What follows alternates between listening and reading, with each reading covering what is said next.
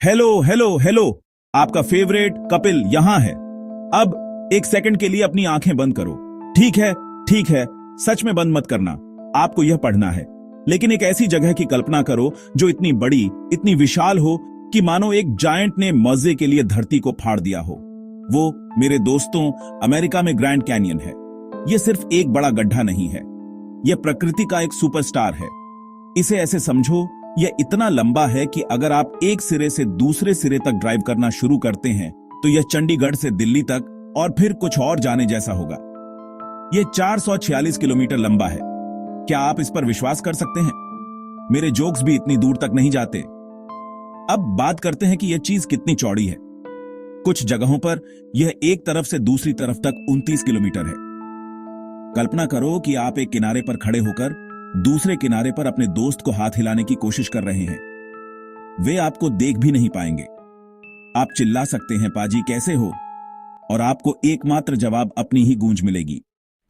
अब जब हमें पता है कि हमारा कप ग्रैंड कैनियन कितना बड़ा है, तो बात करते हैं कि इसमें हम क्या डाल रहे हैं। हम पृथ्वी पर मौजूद सारे पानी की बात कर रहे हैं, हर एक बूंद की। सोचो इसके बारे में।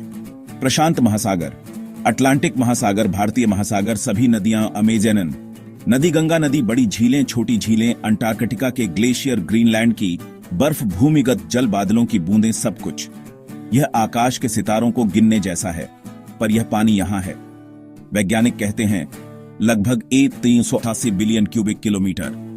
सोचो, एक बड़ा अदृश्य box 1 kilometre x 1 kilometre x 1 kilometre, उसे पानी से भरो, यही 1 क्यूबिक किलोमीटर। ठीक है, स्टेज तैयार है।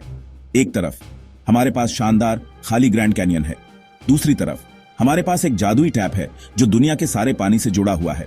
चलो इसे चालू करते हैं। गुश, पानी की पहली टॉरेंट्स अंदर आने लगती है। आवाज की कल्पना करो। यह एक कोमल धारा नहीं होगी, यह 1000 शेरों से भी ज्यादा तेज दहाड़ होगी। एक वाटरफॉल इतना शक्तिशाली होगा कि वह जमीन को ही हिला देगा।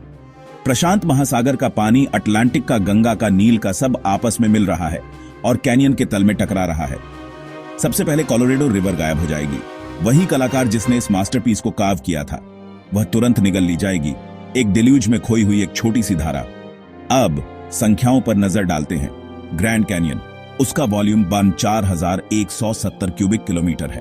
कैनियन उन बक्सों में से 4/70 रख सकता है। यह बहुत लगता है ना? लेकिन हमारी कुल पानी की मात्रा याद है? यह 280 बिलियन क्यूबिक किलोमीटर है। इसे अंदर जाने दो। हमारे पास बिलियंस हैं और कैनियन केवल थाउजेंड्स को रख सकता है। यह अपनी चाय के कप में पूरे महासागर को डालने की कोशिश करने जैसा है। तो ग्रैंड कैनियन अब पूरा भर गया है। पानी की अविश्वसनीय मात्रा को देखते हुए इसमें बस कुछ ही पल लगे। जो कभी लाल चट्टान और शुष्क हवा का एक मजेस्टिक कैज़म था, वह अब एक विशाल, लंबी और घुमावदार झील है। इसे हम कपिल की ग्रैंड लेक कह सकते हैं। यह दुनिया की सबसे गहरी झीलों में से एक होगी। सतह पर पानी शांत होगा, लेकिन गहराई में दबाव बहुत ज्यादा होगा, जो एक पनडुब्बी को एक सोडा कैन की तरह कुचलने में सक्षम होगा। खूबसूरत सीनिक ओवरलुक्स, जहां कभी पर्यटक खड़े होते थे, अब सिर्फ किनारे होंगे। आइकॉनिक नजारा गायब हो जाएगा। आप अब इस नई विशाल झील के किनारे पर खड़े हैं। पानी जहां तक आपकी नजर जाती है फैला हुआ है, जो पूर्व कैनियन की 446 किलोमीटर की लंबाई को कवर कर रहा है। सबसे ऊंची बटेस की चोटियां, मेसास की चोटियां अब झील की सतह पर छोटे छोटे द्वीप बन सकती हैं। यह एक अजीब और सुरियल नजारा होगा। तो बात यह है, पानी रुकता नहीं है। कपिल की ग्रैंड लेक ओवरफ्लो हो गई है और अब असली कैओस शुरू होता है। पानी कैनियन की सीमाओं से निकालकर एरिजोना में फैलता है। यह कोई धीमी बाढ़ नहीं है, यह एक अथक, तेज इनलैंड सुनामी है। पानी सबसे कम प्रतिरोध का रास्ता अपनाएगा। निचले इलाके भरेंगे, घाटियां और बेसिन भरेंगे। फ्लैगस्टाफ ऊंचाई पर कुछ समय सुरक्षित रह सकता है। फीनिक्स सीधे रास्ते में है, टक्सन सीधे रास्ते में है। पानी की शीयर मात्रा यहां बहुत बड़ी है। हम अरबों क्यूबिक किलोमीटर पानी डाल रहे हैं। पानी पूरे एरिजोना को कवर करेगा। यह फिर पड़ोसी राज्यों में फैलता है। California, Nevada, Utah, New Mexico, Las Vegas की चमकती रोशनी डूब जाएगी। सोनोरन रेगिस्तान के सागवारो कैक्टस डूबेंगे। सेडोना की लाल चट्टानें गायब हो जाएंगी। पूरा क्षेत्र एक विशाल उथला समुद्र बन जाएगा। नया समुद्र पश्चिम की ओर बहेगा। ठीक है, चलो थोड़ी देर के लिए अपना पानी डालना रोकते हैं और देखते हैं कि हमने यहां क्या बनाया है। उत्तरी अमेरिका का अधिकांश हिस्सा अब खैर पानी के नीचे है। रेगिस्तान, जंगल, मैदान, बसलिंग शहर, वह अब सिर्फ पानी का एक विशाल चर्निंग बॉडी है। हम इसे उत्तरी अमेरिकी महासागर या शायद द ग्रेट अमेरिकन सीवे कह सकते हैं। रॉकी पहाड़ों की सबसे ऊंची चोटियां ऊपर उठेंगी, एक लंबी ऊबड़ खाबड़ archipelago, mount Whitney, Mount Elbert, छोटे छोटे अकेले द्वीप होंगे। पारिस्थितिक विनाश, यह ईमानदारी से कहूं तो पूर्ण होगा। हर जमीन आधारित पौधा, हर जानवर चला जाएगा। तो जबकि उत्तरी अमेरिका डूब रहा है, बाकी ग्रह प्यास से मर रहा है। महासागर, नदियां, झीलें, पानी महासागरों से वाष्पित होता है, बादल बनते हैं, पानी जमीन पर बहता है, बारिश गिरती है, जल चक्र जीवन को नमी देता है। महासागरों के बिना कोई बड़ा वाष्पीकरण नहीं होगा, नए बादल नहीं बनेंगे, आकाश धुंधला भूरा ग्रे हो जाएगा, आखिरी बारिश और फिर कुछ नहीं। वैश्विक सूखा शुरू होगा, हर महाद्वीप की नदियां सूख जाएंगी।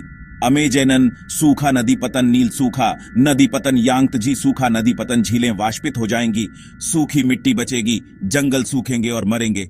अमेजन जंगल सूखता हुआ।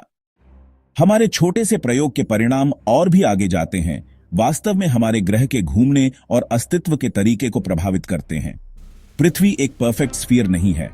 यह अपनी रोटेशन के कारण भूमध्य रेखा पर थोड़ा उभरा हुआ है।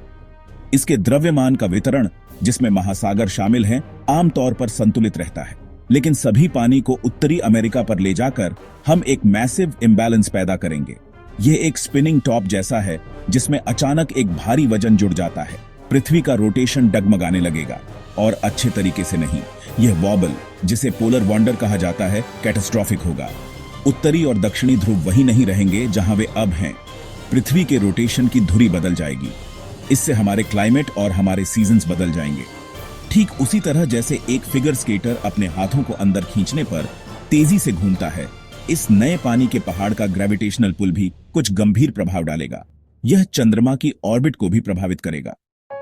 तो हमने इस क्रेजी थॉट एक्सपेरिमेंट से असल में क्या सीखा? खैर, हमने सीखा कि ग्रैंड कैनियन जितना ग्रैंड है, वह वास्तव में हमारे ग्रह में मौजूद पानी के महासागर की तुलना में सिर्फ एक छोटा कप है।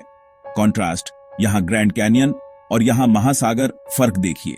और सबसे महत्वपूर्ण बात, हमने सीखा कि पृथ्वी पर पानी का संतुलन अविश्वसनीय रूप से नाजुक है, और यह जीवन के लिए बिल्कुल आवश्यक है। जैसा कि हम जानते हैं, इसे एक ही जगह पर ले जाने से एरिजोना को सिर्फ एक नई झील नहीं मिलती, यह पूरी दुनिया को नष्ट कर देती है। यह हमारे खूबसूरत जीवित ग्रह को एक मृत, धूल भरी चट्टान में बदल देता है, जिसमें एक अजीब वॉबल होता है।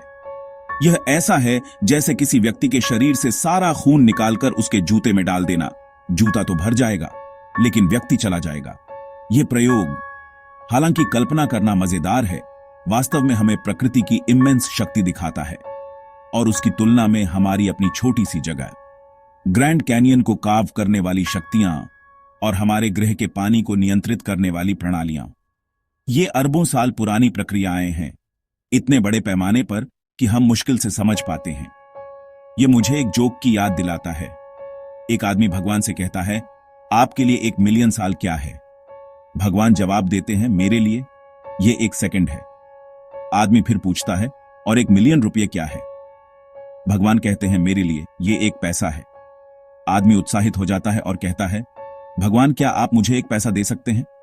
और भगवान जवाब देते हैं, जरूर, बस 1 सेकंड इंतजार करो। प्रकृति का समयमान वह सेकंड है। हमारे ग्रह पर पानी सिर्फ एक संसाधन नहीं है, यह दुनिया का जीवन रक्त है।